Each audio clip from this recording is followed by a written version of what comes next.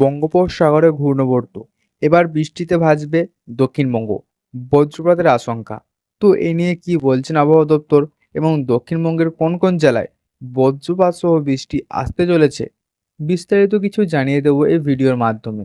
ভিডিওটি যদি ভালো লেগে থাকে অবশ্যই ভিডিওটিকে একটি লাইক করবেন এবং চ্যানেলটিকে সাবস্ক্রাইব করে আমাদের পাশে থাকবেন। বর্ষার বৃষ্টি চলছে গোটা বঙ্গেই। আজও দফায় দফায় বৃষ্টির সম্ভাবনা রয়েছে রাজ্যের একাধিক জেলায়। এদিকে টানা বৃষ্টিতে বিপর্যস্ত উত্তরবঙ্গ। আগামী কয়েকদিন উত্তরবঙ্গের জেলাগুলির জন্য রয়েছে লাল সতর্কতা। এই আবহাওয়ায় চলিত সপ্তাহে বাকি দিনগুলো কেমন থাকতে চলেছে বাংলার প্রতিটি জেলার আবহাওয়া, চলুন জেনে নেওয়া যাক। উত্তরবঙ্গের জেলাগুলিতে বর্ষার শুরু থেকেই বৃষ্টি চলছে। আজ উত্তরবঙ্গে একাধিক জেলায় ভারী থেকে অতি ভারী বৃষ্টির সতর্কতা রয়েছে। আবহাওয়া অফিস বলছেন মঙ্গলবার উত্তরের জলপাইগুড়ি, আলিপুরদুয়ার ও কোচবিহারে ভারী বৃষ্টির সতর্কতা রয়েছে। বজ্রবিদ্যুৎ সহ বৃষ্টির সম্ভাবনা রয়েছে দার্জিলিং, কালিম্পং এবং উত্তর দিনাজপুরে। উত্তরের জেলাগুলিতে বুধবার থেকে ফের বৃষ্টির পরিমাপ ও ব্যাপকতা বাড়বে।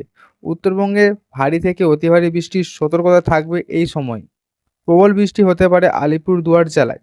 দার্জিলিং, কালিম্পং, জলপাইগুড়ি, কোচবিহার জেলাতে ভারী বৃষ্টির সতর্কতা জারি করা হয়েছে। ভারী বৃষ্টির সম্ভাবনা রয়েছে মালদা এবং উত্তর ও দক্ষিণ দিনাজপুর জেলাতে। বৃহস্পতিবারও ভারী থেকে অতি ভারী বৃষ্টির সতর্কতা থাকবে জলপাইগুড়ি, আলিপুরদুয়ার, কোচবিহার জেলায়। এছাড়া দার্জিলিং, কালিম্পং এবং উত্তর দিনাজপুরে ভারী বৃষ্টির সতর্কতা। শুক্রবারে ভারী থেকে অতি ভারী বৃষ্টির সতর্কতা রয়েছে দার্জিলিং, কালিম্পং, আলিপুরদুয়ার, কোচবিহার ও জলপাইগুড়ি জেলায়। আবহাওয়া অফিস বলছেন চলিত সপ্তাহে আরও একবার দুর্যোগের পরিস্থিতি সৃষ্টি হতে পারে উত্তরবঙ্গে। পার্বত্য এলাকায় ধস নামতে পারে, সড়ক যোগাযোগ বিচ্ছিন্ন হতে পারে, নদীর জলস্তর বাড়তে পারে, নিচু এলাকা প্লাবিত হওয়ার আশঙ্কা রয়েছে। ভারী বৃষ্টিতে দৃশ্যমানতা কমতে পারে, টেলিকমিউনিকেশন বিপর্যস্ত হতে পারে, কাঁচা বাড়ি ও কাঁচা বাঁধের ক্ষতি হতে পারে, শস্য চাষের ক্ষতি হওয়ার আশঙ্কাও থাকছে। দক্ষিণবঙ্গে বৃষ্টির পরিমাপ ও সম্ভাবনা কিছুটা কমবে চলিত সপ্তাহে, তবে এখনই বৃষ্টিপাত পুরোপুরি বন্ধ হচ্ছে না। আবহাওয়া দপ্তর জানিয়েছে চলিত সপ্তাহে কলকাতা সহ দক্ষিণবঙ্গের সব জেলাতে বজ্রবিদ্যুৎ সহ হালকা মাঝারি বৃষ্টি হবে। দক্ষিণবঙ্গের জেলাগুলিতে এদিন বিক্ষিপ্ত বৃষ্টি হতে পারে। বুধবার পর্যন্ত এই পরিস্থিতি থাকলেও বৃহস্পতিবার থেকে ফের বৃষ্টির সম্ভাবনা বাড়বে দক্ষিণবঙ্গের জেলায় জেলায়। বুধবার 10ই জুলাই পূর্ব পশ্চিম বর্ধমান, বীরভূম, মুর্শিদাবাদ, নদিয়া জেলায় বজ্রবিদ্যুৎ সহ হালকা বৃষ্টির সম্ভাবনা কিছুটা বেশি থাকবে। বৃহস্পতিবার ও শুক্রবার কলকাতা সহ দক্ষিণবঙ্গের সব জেলাতেই বজ্রবিদ্যুৎ সহ বৃষ্টি হবে, সঙ্গে বজ্রপাতের আশঙ্কাও থাকবে। মহানগরে ভারী বৃষ্টির সম্ভাবনা আপাতত নেই। সোমবার কলকাতা আকাশ আংশিক মেঘলা ছিল সারাদিন।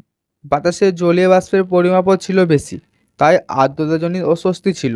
আবহাওয়া দপ্তর জানিয়েছে আগামী 24 ঘন্টায় কলকাতা ও আশেপাশের এলাকায় আকাশ অংশত মেঘলা থাকবে।